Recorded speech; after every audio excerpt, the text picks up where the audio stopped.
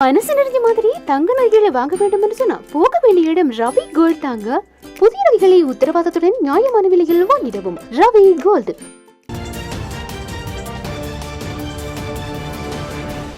வெளிவந்தது அதிவிசேட வர்த்தமானி அறிவித்தல்.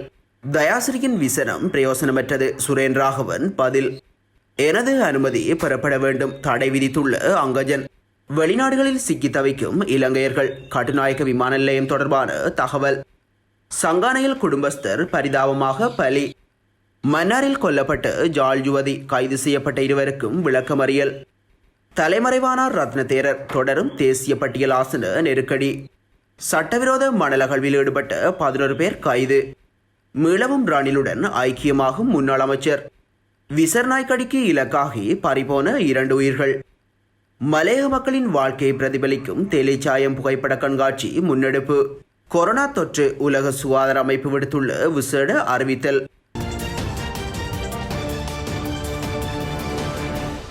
இறக்குமதி செய்யப்படும் உருளைக்கிழங்கிற்கான வரியை அதிகரிப்பதற்கான வர்த்தமானி அறிவித்தல் வெளியிடப்பட்டுள்ளது. இதற்கமைய 1 கிலோகிராம் உருளைக்கிழங்கு இறக்குமதி வரி ரூபாய் 50 ரூபாய் 55 வரி அதிகரிக்கப்படுவதாக நிதி அமைச்சினால் வெளியிடப்பட்டுள்ள அதிவிசேட வர்த்தமானி அறிவித்தலில் தெரிவிக்கப்பட்டுள்ளது. விசேட வியாபார பண்டங்கள் அறவீட்டு சட்டத்தின் 2ஆம் பிரிவின் கீழ் மேற்கொள்ளப்பட்ட வரி அதிகரிப்பு எதிர்வரும் 4 மாதங்களுக்கு அமலில் இருக்கும் எனவும் தெரிவிக்கப்பட்டுள்ளது. உள்ளூர் உருளைக்கிழங்கு விவசாயிகளுக்கு அதிக விலையை பெற்றுக் கொடுக்கும் வகையில் இறக்குமதி செய்யப்படும் உருளைக்கிழங்கிற்கு வரி அதிகரிக்கப்பட உள்ளதாக தெரிவிக்கப்படுகின்றது. எண்ணெய் தேசிய பட்டியல் உறுப்பினராக பொதுஜன பெரமுனவின் உயர்மட்ட குழுவே தெரிவு செய்தது. எனவே மீண்டும் சுதந்திர கட்சியின் பொதுச் செயலாளர் தயாசிரி ஜெயசேகர இது தொடர்பில் விசனம் வெளியிடுவது பிரயோசனமற்றது என நாடாளுமன்ற உறுப்பினர் சுரேன் ராகவன் தெரிவித்துள்ளார். ஸ்ரீலங்கா சுதந்திர கட்சியின் தேசிய பட்டியலில் என்னை உள்வாங்குமாறு நான் யாருக்கும் அழுத்தம் பிரயோகிக்கவில்லை, கோரிக்கையும் விடுக்கவில்லை எனவும் அவர் குறிப்பிட்டுள்ளார். இவ்விடயம் தொடர்பில் அவர் மேலும் தெரிவிக்கையில், ஜனாதிபதி கோட்டபாய ராஜபக்ச, பிரதமர் மஹிந்த ராஜபக்ச, பொதுஜன பெரமுனவின் ஸ்தாபகர் பாசில் ராஜபக்ச, அமைச்சர் தினேஷ் குணேவர்த்தன மற்றும் பேராசிரியர் GL பீரிஸ் உள்ளிட்ட 5 அடங்கிய குழுவே தேசிய பட்டியல் உறுப்பினர்களை தெரிவு செய்தது. 29 தேசிய பட்டியல் ஆசனங்களுக்காக சுதந்திர கட்சியில் 3 பெயர்கள் பொதுஜன பெரமுனவிடம் வழங்கப்பட்டிருந்தன. அதில் ஆரம்பத்திலேயே ஒருவரது பெயர் பொதுஜன பெரமுனவால் நீக்கப்பட்டது. எனவே 2 பெயர்களே எஞ்சியிருந்தன. தேர்தல் முடிவுகள் வெளியானதன் பின்னர் பொதுஜன பெரமுனவிற்கு 17 தேசிய பட்டியல் ஆசனங்களே கிடைத்தன. இதற்கமைய அந்த கட்சி சுதந்திர கட்சியினால் பரிந்துரைக்கப்படவிருந்த 2 ஒருவரை மாத்திரமே தெரிவு செய்தது. அந்த ஒரு தெரிவாக நான் தெரிவு செய்யப்பட்டேன். அதனைத் தொடர்ந்து பேராசிரியர் ரோஹண லக்ஷ்மன் பியதாஸ் சில சந்தர்ப்பங்களில் இது குறித்து தனது அதிருப்தியை வெளிப்படுத்தினார். இந்த நிலையில் கடந்த 20ஆம் திகதி முதலாவது நாடாளுமன்ற அமர்வு நிறைவடைந்தவுடன் அன்றைய தினம் மாலை சுதந்திர கட்சியின் செயற்குழு, மத்திய குழு மற்றும் அரசியல் குழு என்பன கூடின. இதன்போது கட்சித் தலைவர் மைத்ரிபால சிறிசேன சுரேன் ராகவன் உத்தியோகபூர்வமாக நாடாளுமன்ற உறுப்பினராக தெரிவு செய்யப்பட்டுள்ளார். எனவே இது குறித்து அனாவசியமான கருத்துக்களை வெளியிடுவது பிரயோசனமற்றது என்பதை அனைவரிடமும் தெரிவித்திருந்தார். மைத்ரிபால சிறிசேன கூறிய அதே விடயமே எனது நிலைப்பாடுமாகும்.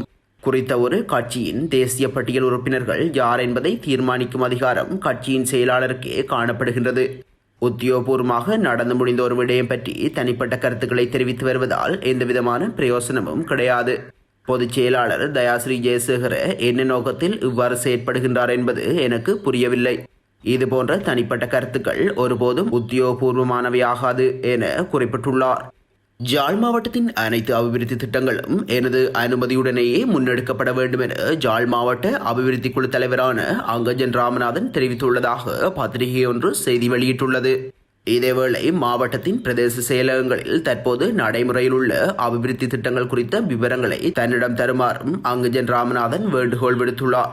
இவ்விடயம் தொடர்பில் குறித்த பத்திரிகை வெளியிட்டுள்ள செய்திக்குறிப்பில் தெரிவிக்கப்பட்டுள்ளதாவது: அமைச்சுக்களும் திணைக்களங்களும் அனுமதி வழங்கும் அனைத்து திட்டங்களையும் அபிவிருத்தி திட்டங்களையும் எனது இணைய அனுசரணையுடனேயே நடைமுறைப்படுத்த வேண்டும். ஜாழ்ப்பாண பிரதேச செயலகத்தில் பொருத்தமான அலுவலக இடம் ஒன்றை ஒதுக்கி தருமாறு பிரதேச செயலாளரை கேட்டுக்கொண்டுள்ளதாக தெரிவிக்கப்பட்டுள்ளது. நாட்டிற்கு வருவதற்கு எதிர்பார்ப்பில் உள்ள இலங்கையர்களை இலங்கைக்கு அழைத்து வந்த பின்னர் கட்டுநாயக்க விமான நிலையத்தை திறப்பது தொடர்பில் அரசாங்கம் கவனம் செலுத்தியுள்ளது. இதுவரையில் விசேட விமானங்கள் மூலம் வெளிநாடுகளில் உள்ள இலங்கையர்களை நாட்டிற்கு அழைத்து வரும் நடவடிக்கைகள் தொடர்ந்து முன்னெடுக்கப்படுவதாக ராஜாங்க அமைச்சர் DV சானக தெரிவித்துள்ளார். மத்தள விமான நிலையத்தில் உள்ள குறைபாடுகள் ஆராயப்பட்டு அதற்கான நடவடிக்கைகள் நாளைய தினம் எடுக்கப்பட உள்ளதாக அவர் குறிப்பிட்டுள்ளார். இதேவேளை கொரோனா வைரஸ் பரவல் காரணமாக நாட்டிற்கு வர முடியாமல் மாலைதீவில் சிக்கியுள்ள இலங்கையர்கள் தொடர்பில் தகவல்கள் வெளியாகியுள்ளது. தொழிலையும் இழந்து மிகவும் சிரமமான நிலையில் இருப்பதாக அவர் குறிப்பிட்டுள்ளார். இதனால் தங்களை உடனடியாக நாட்டிற்கு அழைத்துச் செல்லுமாறு அங்குள்ள மக்கள் அரசாங்கத்திடம் கோரிக்கை விடுத்துள்ளனர். மாலைதீவில் தொழிலை இழந்த இலங்கையர்களை அந்நாட்டுக்கான இலங்கை தூதரகம் கண்டுகொள்ளாமல் இருப்பதாகவும் குற்றம் சுமத்தப்பட்டுள்ளது. ஜாழ்ப்பாணம் சங்கானை விழிசிட்டியில் மணலுடன் சென்ற உளவு இயந்திரத்தினுள் சிக்குண்டு குடும்பஸ்தர் ஒருவர் உயிரிழந்துள்ளார். ஜாழ்ப்பாணம் சங்கானை விழிசிட்டியில் நேற்று பிற்பகல் வேளையே இந்த சம்பவம் இடம்பெற்றுள்ளது. சங்கானை வைத்தியசாலை வீதியைச் சேர்ந்த ஒரு பிள்ளையின் தந்தையே இவ்வாறு உயிரிழந்துள்ளார். மணலேற்றி வந்த உளவு இயந்திரம் வீதியை விட்டு விலகி மின்கம்பத்துடன் மோதி விபத்துக்குள்ளாகியது என்று போலீசாரின் ஆரம்பகட்ட விசாரணையில் தெரிவிக்கப்பட்டுள்ளது. சம்பவம் தொடர்பில் மானிப்பாய் போலீசார் விசாரணைகளை மேற்கொண்டு வருகின்றனர். மன்னார் உப்பளம் பகுதியில் கடந்த 13ஆம் தேதி பெண் ஒருவரின் சடலம் மீட்கப்பட்ட நிலையில் மன்னார் போலீசாரின் புலன் விசாரணைக்கு அமைவாக கைது செய்யப்பட்ட 2 பெண்கள் நேற்று மாலை மன்னார் நீதவான் முன்னிலையில் ஆஜர்படுத்தப்பட்ட போது குறித்த 2 பெண்களையும் எதிர்வரும் 4ஆம் தேதி வரை விளக்கமறியலில் வைக்க உத்தரவிட்டுள்ளார். மன்னார் உப்பளம் பகுதியில் கடந்த 13ஆம் தேதி மதியம் சடலமாக மீட்கப்பட்ட யுவதியின் கொலை தொடர்பாக பல்வேறு தகவல்கள் வெளிவந்த நிலை. கடந்த சில நாட்களுக்கு முன்னர் குறித்த யுவதியுடன் மன்னார் பகுதிக்கு விஜயம் மேற்கொண்ட கொலை செய்யப்பட்ட பெண்ணின் சகோதரி உட்பட 2 பெண்கள் அடையாளம் காணப்பட்டு குறித்த சந்தேக நபர்கள் மன்னார் போலீசாரின் விசாரணைகளுக்கு அமைவாக கைது செய்யப்பட்டுள்ளனர். குறித்த 2 சந்தேக நபர்களும் விசாரணைகளின் பின்னர் நேற்று மாலை 7 மணியளவில் மன்னார் போலீசாரினால் மன்னார் நீதவான் மாணிக்கவாசகர் கணேசராஜா முன்னிலையில் ஆஜர்படுத்தப்பட்டனர். இதன்போது கைது செய்யப்பட்ட 2 பெண்கள் சார்பாக முன்னிலையான சட்டத்தரணி குறித்த கொலைக்கும் குறித்த 2 பெண்களுக்கும் எந்த தொடர்பும் இல்லை எனவும் வெளிநாட்டுக்கு அனுப்புவதற்கென குறித்த பெண்ணின் தாய் மாமனிடம் பெண்ணை ஒப்படைத்துவிட்டு குறித்த 2 பெண்களும் சென்றதாகவும் குறித்த கொலைக்கும் கைது செய்யப்பட்டுள்ள 2 பெண்களுக்கும் எவ்விதமான தொடர்பும் இல்லை எனவும் தெரிவித்திருந்தார். எனினும் பாதிக்கப்பட்ட ஜுவதி சார்பாக மாநில முன்னிலையான சட்டத்திரணி சர்மிலன் டயஸ் குறித்த ஜுவதி திட்டமிடப்பட்டு கொலை செய்யப்பட்டுள்ளதாகவும் இறந்த பெண்ணின் குடும்ப உறுப்பினர்கள் மத்தியில் காணப்பட்ட முரண்பாடுகள் காரணமாகவே இக்கொலை இடம்பெற்றதாகவும் இவ்விரு பெண்களும் போலீசாரால் மேற்கொண்ட விசாரணையின் போது தாங்கள் கொலை செய்ததை ஒப்புக்கொண்டுள்ளதாகவும் எனவே இக்கொலையின் பிரதான சந்தேக நபரான அப்பெண்ணின் தாய் மாமனை கைது செய்வதற்கான அறிவுறுத்தலை போலீசாருக்கு வழங்குவதுடன் குறித்த 2 பெண்களையும் விளக்கமறியலில் வைத்து விசாரிக்க வேண்டும் எனவும் மன்றில் தெரிவித்திருந்தார். இருதரப்பு வாத பிரதிவாதங்களின் பின்னர் குறித்த பிரதான சந்தேக நபரான செட்டிக்குளத்தைச் சேர்ந்த குறித்த பெண்ணின் தாய் மாமன் இதுவரை கைது செய்யப்படாத நிலையில் கைது செய்யப்பட்டு மன்னார் நீதிமன்றத்தில் ஆஜர்படுத்துமாறும் குறித்த 2 பெண்களையும் எதிர்வரும் 4ஆம் தேதி வரை விளக்கமறியலில் வைக்குமாறும் மன்னார் நீதவான் மாணிக்கவாசகர் கணேசராஜா உத்தரவிட்டுள்ளார். எங்கள் மக்கள் சக்தி கட்சி சார்பில் கிடைக்கப்பெற்ற ஒரே ஒரு தேசிய பட்டியல் யாருக்கு வழங்கப்படுவது என்பது தொடர்பான சர்ச்சை நீடித்து வரும் நிலையில் அந்த கட்சி சார்பாக கம்பஹா மாவட்டத்தில் பொது தேர்தலில் போட்டியிட்டு ரத்ன தேரர் தலைமறைவாகியுள்ளதாக கொழும்பு தகவல்கள் தெரிவிக்கின்றன. அக்கட்சியின் செயலாளர் வேதினிகம விமலதிச தேரர் கடத்தப்பட்டமை தொடர்பாக ரத்ன தேரருக்கு எதிராக முறைப்பாடு பதிவு செய்யப்பட்டுள்ளது. இவ்விடயம் தொடர்பான விசாரணைக்கு ரத்ன தேரரை போலீசார் அவரது விகாரையில் சந்திப்பதற்காக நேற்றைய தினம் சென்ற போதிலும் அவர் அங்கு இருக்கவில்லை. இதனை அடுத்து தொலைபேசியூடாக அவரை போலீசார் தொடர்பு கொண்ட வேளை மேல் மாகாணத்திற்கு பொறுப்பான பிரதி போலீஸ் மாதிபரின் அலுவலகத்திற்கு நேற்று வருவதாக தேரர் தெரிவித்துள்ளார். எனினும் விசாரணைக்கு அவர் நேற்று ஆஜராகவில்லை. இதனை அடுத்து அவர் தலைமறைவாகியுள்ளதாக தெரிவிக்கப்படுகின்றது. மட்டக்களப்பு வாழைச்சேனை போலீஸ் பிரிவிற்குட்பட்ட பல பகுதிகளில் சட்டவிரோதமான முறையில் மணல் அகழ்வில் ஈடுபட்ட 11 பேர் கைது செய்யப்பட்டுள்ளனர். குறித்த சந்தேக நபர்கள் நேற்று கைது செய்யப்பட்டுள்ளதாகவும் அவர்களிடமிருந்து 3 உளவு இயந்திரங்களும் கைப்பற்றப்பட்டுள்ளதாகவும் வாழைச்சேனை போலீஸ் நிலைய பொறுப்பதிகாரி தனஞ்சய பெரமுன தெரிவித்துள்ளார். வாழைச்சேனை போலீஸ் பிரிவில் பொண்டுகள் சேனை மற்றும் புலிபாய்ந்தகல் பிரதேசத்தில் உள்ள ஆற்றில் சட்டவிரோதமான முறையில் மணல் அகழ்வில் ஈடுபட்டு வருவதாக வாழைச்சேனை விசேட அதிரடி படையினருக்கு கிடைத்த தகவலை அடுத்து குறித்த பகுதியில் சுற்றி வளைப்பினை மேற்கொண்டுள்ளனர். இதன்போது 11 சந்தேக நபர்கள் கைது செய்யப்பட்டுள்ளதுடன் 3 உளவு இயந்திரங்களும் கைப்பற்றப்பட்டுள்ளமை குறிப்பிடத்தக்கது. முன்னாள் அமைச்சர் மங்கள சமரவீர மீளவும் ரணில் தலைமையிலான ஐக்கிய தேசிய கட்சியில் இணைய உள்ளதாக தகவல்கள் தெரிவிக்கின்றன.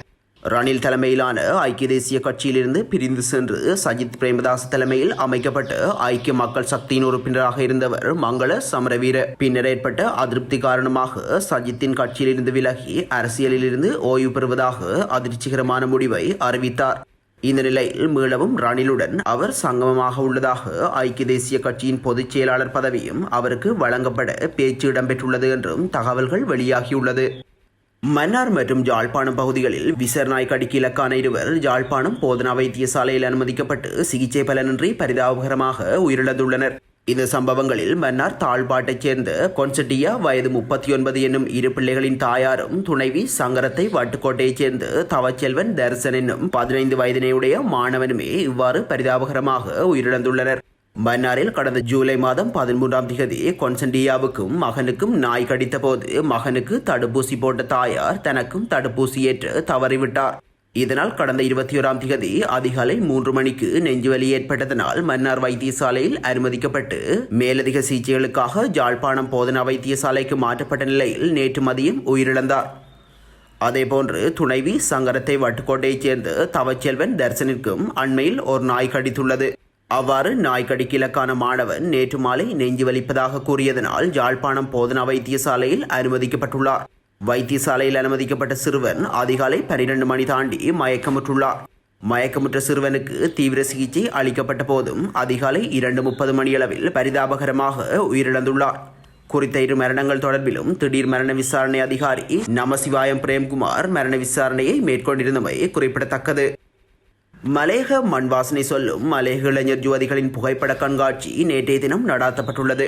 குறித்த கண்காட்சி தலவாக்கல ஸ்ரீ கதிரேசன் கோயில் மண்டபத்தில் இடம்பெற்றுள்ளது. தேயிலை சாயம் எனும் தொனிப்பொருளின் கீழ் நடைபெறும் இக்கண்காட்சி காலை 8:30 மணி முதல் மாலை 5:30 மணி வரை இடம்பெற்றுள்ளது.